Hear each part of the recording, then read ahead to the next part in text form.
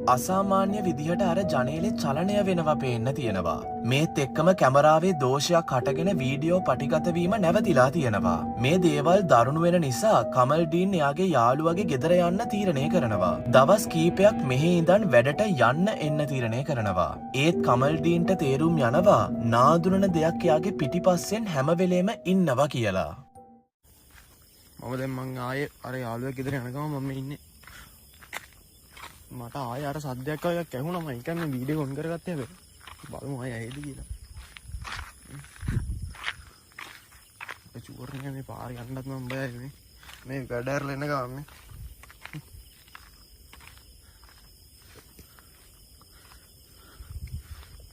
මේ මම දන්නේ දවස් දෙක තුනේ නම් මේ කරදරේ එනවනේ. මේ පාරේ තමයි මට අර සීන් එක උනේ. ඔයාලට කිව්වා. මේ පාරේ දුන්නා.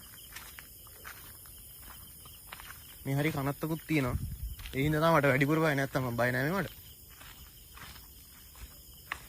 කනත්තක් තියෙනවා. මේ මට ඒක හින්දා තමයි මේ පාරේ යන්න බය. නැත්තම් පාරවල් එහෙම කියන්නේ වැඩ ඇරලා යන හින්දා තමයි තනියෙන් යන හින්දා කවුරුත් නැහැ බෝඩි මේ මම බෝඩි මඩ යන්නෙත් නැහැ.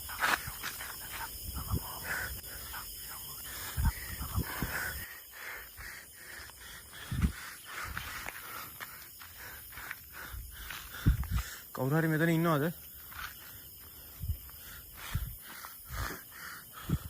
ඔයාලට ඇහුන්නේ නැද්ද ඒක?